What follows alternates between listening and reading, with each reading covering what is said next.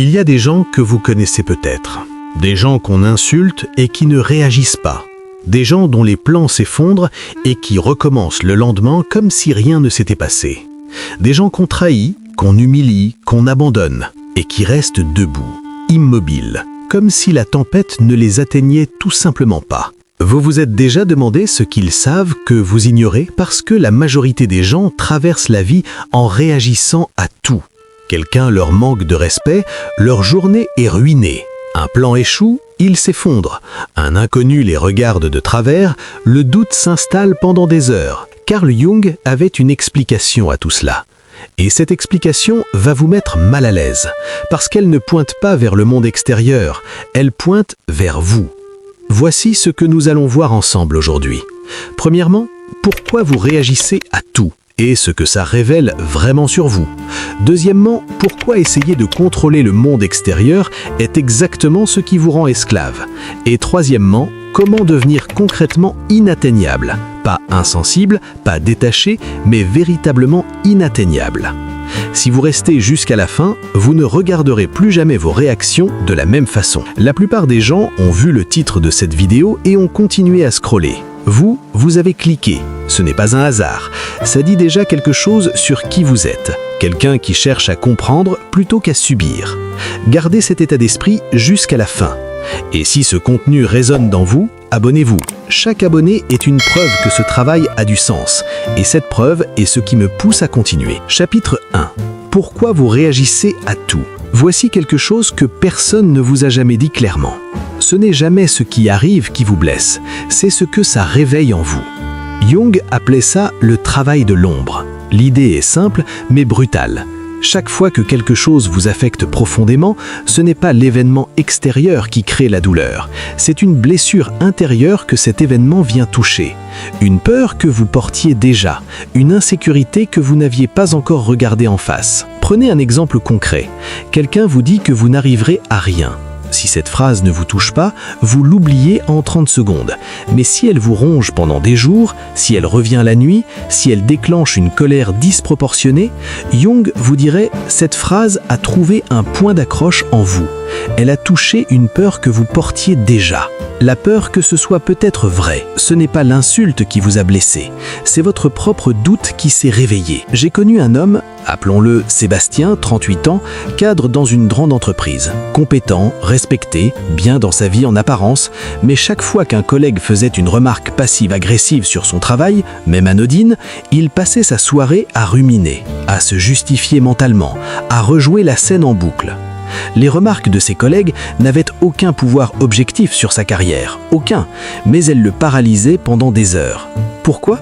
Parce que quelque part en lui, il n'était pas encore convaincu de sa propre valeur. Il cherchait encore une validation qu'il n'avait pas trouvée en lui-même. Et chaque remarque extérieure venait appuyer sur cette blessure invisible. C'est ce que Jung voulait dire quand il disait « Tout ce qui nous irrite chez les autres peut nous mener à une meilleure compréhension de nous-mêmes ». Vos déclencheurs ne sont pas vos ennemis, ce sont des messagers. Ils vous indiquent précisément où vous avez encore du travail intérieur à faire. Les personnes inébranlables que vous admirez ne sont pas inébranlables parce que la vie les a épargnées. Elles sont inébranlables parce qu'elles ont fait ce travail. Elles ont regardé leurs blessures en face au lieu de les fuir. Et une blessure qu'on regarde en face perd son pouvoir sur vous. La plupart des gens font l'inverse. Ils fuient leurs déclencheurs. Ils évitent les situations inconfortables. Ils blâment le monde pour ce qu'ils ressentent. Et chaque fois qu'ils fuient, la blessure grossit. Elle devient plus sensible, plus facile à réveiller. Deux personnes peuvent vivre exactement la même situation. L'une repart blessée pour une semaine, l'autre hausse les épaules et passe à autre chose. La différence n'est pas dans la situation, elle est dans ce que chacune porte en elle. Pensez à la dernière chose qui vous a vraiment affecté. Une remarque, un regard, une situation. Si vous êtes honnête avec vous-même, est-ce que ça touchait une peur que vous portiez déjà ? Dites-moi en commentaire ce que vous avez réalisé. Chapitre 2. Pourquoi contrôler le monde extérieur vous rend esclave? Voici le paradoxe que la plupart des gens ne voient jamais. Plus vous essayez de contrôler ce qui est autour de vous, plus vous devenez esclave de ce qui est autour de vous. Pensez-y. Le moment où vous avez besoin que quelqu'un vous respecte, cette personne détient un pouvoir sur vous. Le moment où une situation doit se passer d'une certaine façon, cette situation vous contrôle. Le moment où la vie doit être juste, vous vous exposez à une déception permanente. Parce que le monde extérieur, il ne vous demande pas votre avis. Il ne suit pas votre plan. Il ne respecte pas vos attentes. Jung disait quelque chose de radical. Le monde extérieur est neutre, ni bon ni mauvais, ni bienveillant ni cruel. Il est simplement ce qu'il est. La seule chose qui le rend positif ou négatif, c'est le filtre à travers lequel vous le regardez. Deux personnes traversent la même rupture douloureuse. La première s'effondre, convaincue d'avoir tout perdu, que sa vie est finie, qu'elle ne s'en remettra jamais. La seconde souffre, parce que la douleur est réelle, mais elle y voit une leçon, une redirection, un espace qui s'ouvre vers quelque chose de meilleur. L'événement est identique, les filtres sont différents et les vies qui en découlent sont radicalement différentes. Voici ce que les gens font sans s'en rendre compte. Ils externalisent leur état intérieur. Ils construisent leur paix sur des bases extérieures. Si les gens m'apprécient, je vais bien. Si mon travail se passe bien, je vais bien. Si ma relation est stable, je vais bien. Et chaque fois que l'une de ces bases vacille, et elles vacillent toutes tôt ou tard, leur équilibre s'effondre avec elle. C'est une prison dont les barreaux sont invisibles.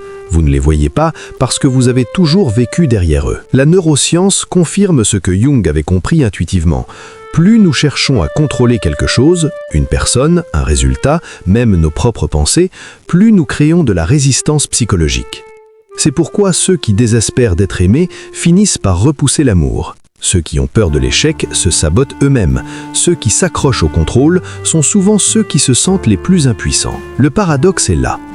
Lâchez le contrôle du monde extérieur et vous devenez véritablement puissant. Pas parce que les choses iront toujours comme vous voulez, mais parce que vous n'aurez plus besoin qu'elles aillent comme vous voulez pour rester en paix. Est-ce qu'il y a une situation dans votre vie en ce moment où vous vous épuisez à vouloir contrôler quelque chose que vous ne pouvez pas contrôler? Nommez-la dans les commentaires. Juste la nommer, c'est déjà un premier pas. Chapitre 3. Comment devenir concrètement inatteignable? Voici ce que les gens croient. Ils pensent que devenir inatteignable signifie ne plus rien ressentir, construire un mur, devenir froid, distant, insensible. C'est exactement le contraire. Devenir inatteignable, c'est ressentir pleinement et ne plus être emporté par ce qu'on ressent. C'est la différence entre être la tempête et être le ciel au-dessus de la tempête. La tempête gronde, la foudre éclate, le vent hurle, mais le ciel, lui, reste intact. Il ne combat pas la tempête, il la laisse traverser. Vous êtes le ciel, pas la tempête. Concrètement, ça commence par un changement de posture intérieure. Au lieu de vous demander « Pourquoi cette personne m'a-t-elle fait ça ?», vous vous demandez « Pourquoi est-ce que ça me fait ça ?» Ce déplacement de question change tout. Il reprend le pouvoir là où il appartient, en vous. Ensuite, il y a la pratique de l'observation consciente. La prochaine fois que quelque chose vous déclenche, une remarque, une situation, une injustice, au lieu de réagir immédiatement, observez. Juste observez. Sentez la montée émotionnelle comme si vous étiez un scientifique qui observe une expérience. Curieux, détaché, sans jugement. Cette microseconde entre le déclencheur et la réaction, c'est là que réside toute votre liberté. La plupart des gens n'ont jamais découvert cet espace parce qu'ils réagissent trop vite. Leur cerveau a développé des automatismes, des chemins neuronaux tellement bien tracés que la réaction arrive avant même la pensée. Mais ces chemins se reprogramment. C'est ce que les neuroscientifiques appellent la neuroplasticité. Le cerveau change en fonction de ce qu'on lui fait faire. Répétez l'observation consciente assez souvent et le cerveau commence à construire de nouveaux chemins. Des chemins où la réaction n'est plus automatique, où vous avez le choix. Et enfin, le plus important, construisez votre identité sur quelque chose que personne ne peut vous enlever. Pas sur l'opinion des autres, pas sur vos résultats, pas sur votre statut social ou votre compte en banque, sur votre façon d'être, sur vos valeurs, sur la connaissance que vous avez de vous-même. Parce qu'une identité construite sur l'extérieur est fragile par définition. Elle tremble à chaque critique, à chaque échec, à chaque regard de travers. Mais une identité construite sur l'intérieur est indestructible. On peut vous enlever votre travail, votre argent, votre réputation, mais on ne peut pas vous enlever ce que vous savez être. C'est ça, être inatteignable.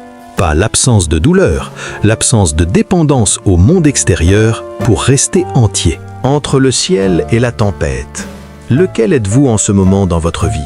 Est-ce que vous vous laissez emporter ou est-ce que vous observez? Répondez honnêtement en commentaire.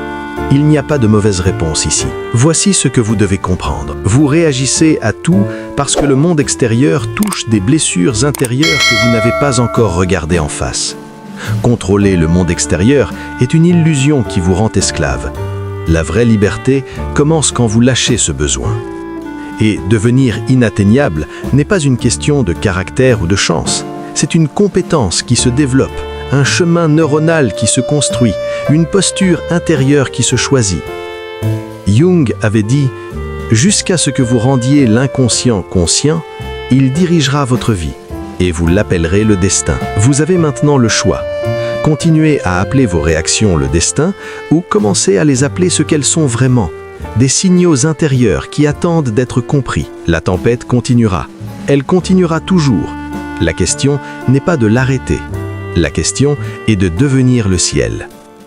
Dites-moi dans les commentaires, quelle a été votre plus grande prise de conscience aujourd'hui? Parce que la conscience seule, même sans agir encore, est déjà le premier pas vers l'inatteignable.